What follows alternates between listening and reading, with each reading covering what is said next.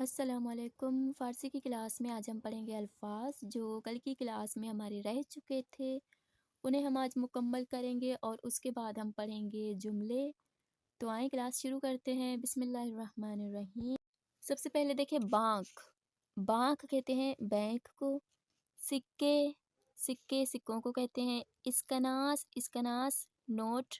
پول، سکے یا نوٹ یہ پیسہ جو ہوتا ہے پیسوں کو کہتے ہیں پول۔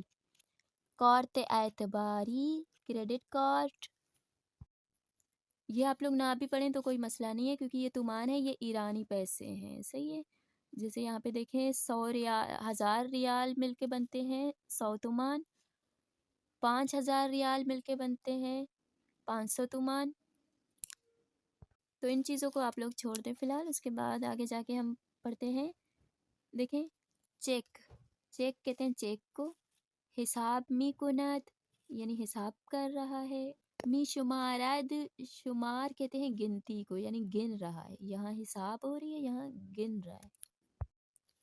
بانک، سکے، اسکناس، پول، کارت اعتباری، چیک، حساب می کند، می شمارد۔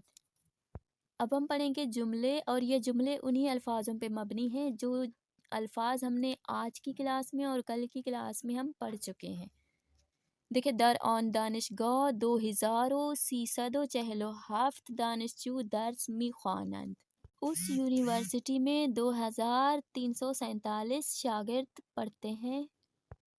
در کتاب خانه مدرسه ما 12385 کتاب وجود دارد۔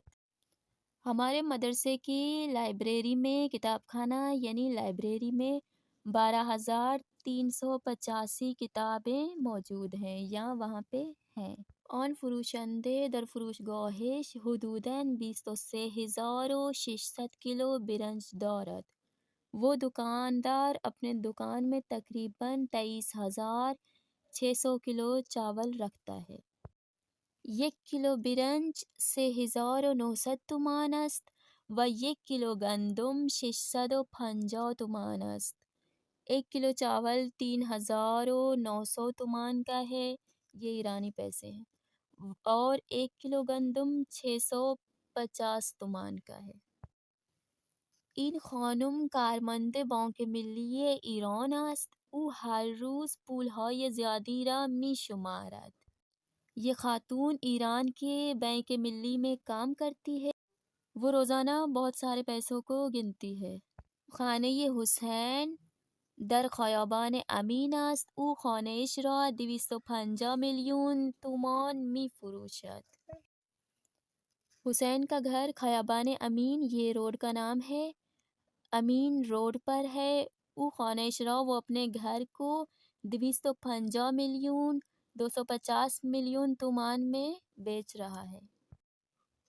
من با کارت اعتباری از آبربانک پول می گیرم و در کیفم می گذارم۔ میں کریڈٹ کارڈ کے ذریعے سے آبر بینک سے پیسے لیتا ہوں اور اپنے بیگ میں رکھتا ہوں۔ تاجرها در خرید و فروش بیشتر از چیک یا کارت اعتباری استفاده می کنند۔ تاجر لوگ، تجارت کرنے والے جو ہیں، وہ خرید و فروش کے وقت زیادہ تر یا چیک یا کریڈٹ کارڈ کا استعمال کرتے ہیں۔ فروشنده با ماشین حساب پول غذاها را حساب می کند۔ دکاندار کیلکولیٹر کے ذریعے سے کھانے پینے کے پیسوں کو حساب کتاب کرتا ہے۔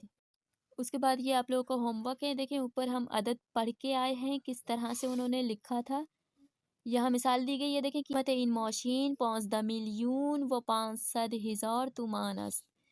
یہاں پہ انہوں نے عدد دیے ہوئے ہیں، آپ لوگوں نے اسی طرح سے ان عدد کو اس طرح سے حروف میں لکھنے ہیں۔ اچھا، آگے کی بحث تھوڑی بڑی ہے، سمجھانے کی چیزیں ہیں تو اس میں ٹائم لگ سکتا ہے اور ویڈیو ہماری مزید بڑی ہو جائے گی، تو ہم کلاس کو یہیں پہ ختم کرتے ہیں۔ کلاس کے حوالے سے کوئی بھی سوال ہو آپ لوگ پوچھ سکتے ہیں، اور آپ نے ہوم ورک مجھے سینڈ کریں، میں آپ لوگوں کے ہوم ورک چیک کروں گی۔